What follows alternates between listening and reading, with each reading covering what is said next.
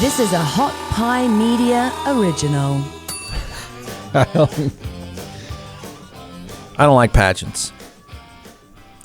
I don't. I think they're. I hate to go all feminist on you, but I think they're offensive. Did I used to think this before I had a daughter? I don't know. Just something about it's creepy and icky and wrong. I just don't like them. I don't care if you do, and I don't care if you're offended by that. I just think it's unhealthy. And I don't know how people want to spin it. And I said pageants. But I have to say this. This guy, Steve Harvey, which all I know is he now took over Richard Dawson's spot and hosts Family Feud, I guess. He's making it watchable. Unfortunately, or fortunately for people like me that are offended by pageants, and I don't know how many there are out there. And I'm not kidding. It just bothers me. I just think everything, it's just wrong. I think it's, I don't know why more people are not saying, I don't think that's that cool that you sort of prance around in front of dudes or other women. I don't know who watches. I don't know. I don't like it. But I know this guy, Steve Harvey, he's a piece of work. If they wanted to make it marketable to the mainstream or just find a way to get more people to pay attention, this is the way to do it. You got me watching. I think it's hilarious. If I were producing this thing, I'd tell them to keep screwing up because it's kind of funny. I don't care if pageant fans, whoever you are, what is your issue? You're a pageant fan? What does that even mean? But I don't care if pageant fans are upset by this. I'm not even care. I care that the contestants are offended by it. I think it's pretty entertaining. I think the initial screw up by Steve Harvey, the host of one of these pageants, or maybe all of them, I have no idea. Proudly, no idea. I think the initial screw up was intentional, I think. But he just keeps screwing it up, and it makes it kind of entertaining. That's the way to do it. Pageants should be more like the Gong Show, and he's making it more like the Gong Show. So here, Bill, we're building up to, I guess it was this Miss Universe or something over the weekend. I don't even know. Again, it's offensive. He screwed it up over this weekend. So here's the build up to his most recent screw up. Colombia!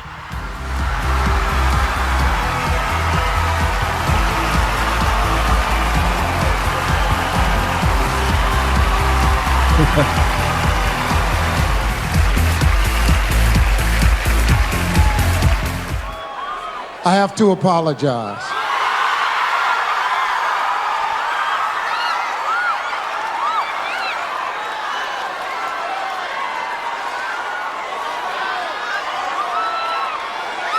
The first runner-up is Colombia.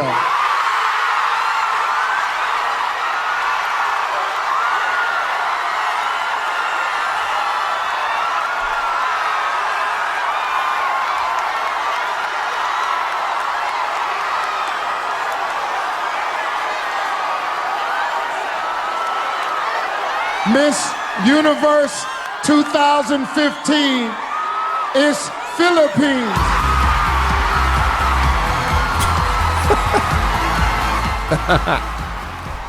Whatever.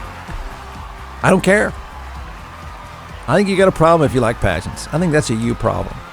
Like you got issues. I don't think it's okay. Whatever. Okay, so I have to believe that was intentional. I think it's kind of funny. Then, I don't know, I'm just lost in this world of finding Steve Harvey screw-ups. Then he's,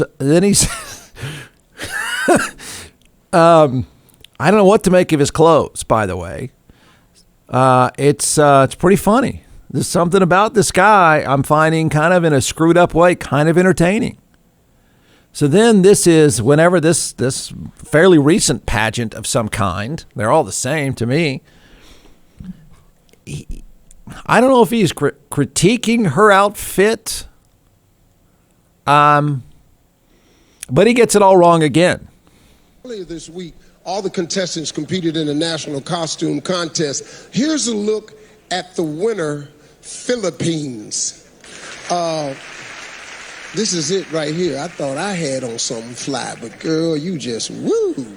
Cake and oranges and potato chips. This is a lot. Yes. It's not Philippines. It's Malaysia. Okay, whatever. Huh. She has potato chips on. She kind of does. All right. He screwed that up to her face. He screwed it up, which makes me laugh. I like it. I don't want you to be doing this. Okay? I want you to go code software or something. All right. So he screws that up. I think it makes the show better.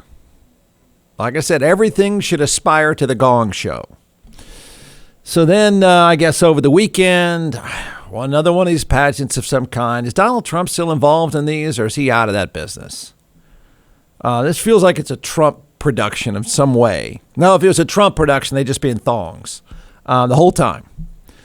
So then over the weekend, Steve Harvey screws it all up again in some capacity. Congratulations, Portugal. Yes. Well, y'all said Portugal. They wrote Portugal on the damn sign trying to play me again. They're trying to get me again, but I'm not going for it this year. Huh. He's getting Portugal and I think Portugal and Paraguay confused or something like that. And the women are all giggling. Let's see, we got Chile, we got South Africa, we got India, we got Paraguay, and for some reason he says Portugal. But he thinks it's now a plot. Portugal. Yes. Well, y'all said Portugal. They wrote Portugal on the damn sign trying to play me again. They're trying to get me again, but I'm not going for it this year. Yeah. Get him, Steven. It makes you watchable. I hate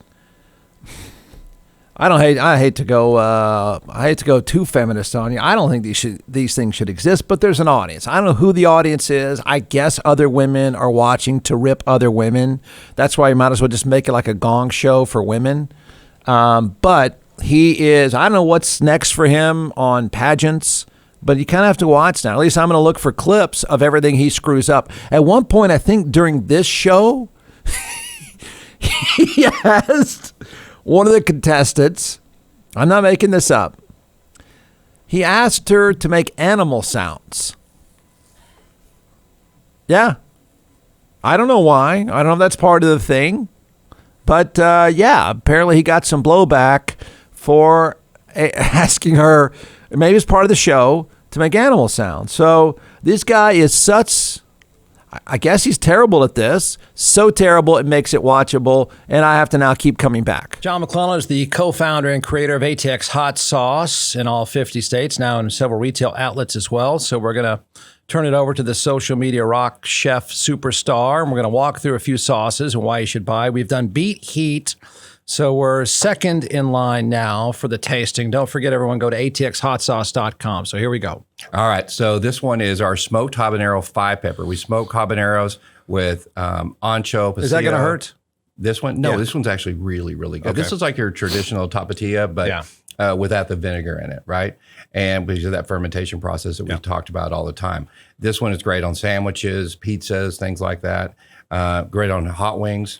I think you're going to really like this one too, especially the smoky flavor with the adobe chipotle and the smoked habaneros. We actually smoked the habaneros before we. Does that go with a cab? This would not go with cab. This would go with the great Chenin Blanc, though. I knew you were gonna. I teed you up with that one. Yeah, yeah.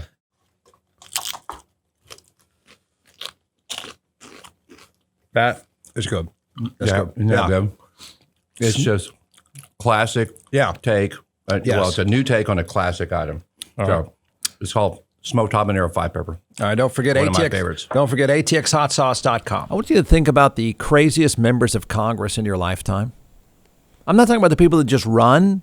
We've got plenty of history of there's crazy funny, then there's crazy dangerous, right? I mean, you got both categories. I don't care which one you want to pick. Craziest elected. I mean, who was the guy? There's all sorts of weirdos that run for office. We got plenty of examples back when Austin was weird. But I'm talking about elected. The craziest members of Congress. And there's 2 right now. I mean, maybe 3. I'm open to suggestions. But I don't know the craziest. Here I found a list when I was thinking about this over the weekend. The weirdest members of Congress. Number 10 is Ted Cruz. Not really. Alan Grayson. Yeah. But I'm thinking about of all time. Remember Strom Thurmond? Wasn't he a member of the Klan at one time? The guy was 105 years old. Was in Congress for 50-something years. I bring it up only because, again, Louis Gohmert is a nut job. He is. I just don't know if we have other times to compare. And I'm trying really hard to find times and you say, oh, it's not just that you have nut jobs now. Didn't we used to have nut jobs? Because I'm having a hard time finding the kind of nut jobs 10 years ago, 20 years ago, 35 years ago. The nut jobs we have now. It's tough. It's tough to not live in the present. So, do we have the 2 craziest members of Congress now, outspoken, and frankly pretty popular, that we've had at any point in the last 30 years? Who's crazier than these 2? I don't know. I don't have an answer for that. I'd love to have an answer. Ted Cruz doesn't compare to either one of these 2. Ted Cruz is just fake. I mean, everything he does is fake. I think they're legitimately nuts. So Louis Gohmert's up there. He's a bumpkin. But I don't know if we have any comparison in the past. I'm trying to think of the most bizarre. It was we've had criminals. We've had plenty of criminals. I mean, just out there. I mean, we've had plenty of criminals. Who was the guy who just got out of prison from Illinois? He's a piece of work. But I don't know if they're as far out as your favorite 2 members of Congress now. One of whom is Marjorie Taylor Greene. I mean, they have become an SNL spoof. So it's not a side issue to the SNL segment itself. It just made me think, are they not the craziest 2 members of Congress in the last 25 or 30 years? I'd love to have more, but I just can't think of any more. So SNL does a cold open. It was pretty funny. It's easy work. So they go Anthony Fauci with their cold open. Yeah, okay.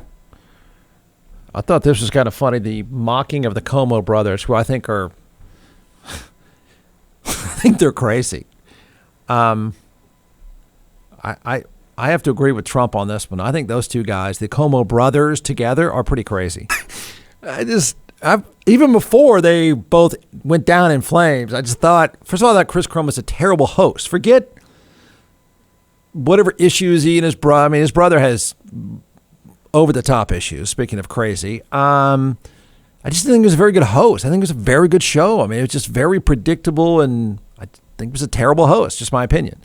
That's funny, because just as a pair, his best shows were the 2 of them goofing off with each other. I mean, that's where their future is. A podcast of those 2 guys all but fighting each other on their show. And one of them might take his shirt off and fight the other one. That's their future, because those were the best shows that Chris Cuomo ever did, was with his brother. They're a mess.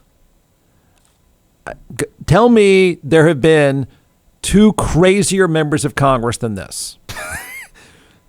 They're pissed. They both issued a statement. I went to Twitter. It's not funny, doing the whole Trump thing, pushing back on it. Have there been 2 crazier members of Congress in Congress than those 2? From the Hot Pie Media Studios in Austin, Texas, it's the Jeff Ward Show. Listen at jeffwardshow.com.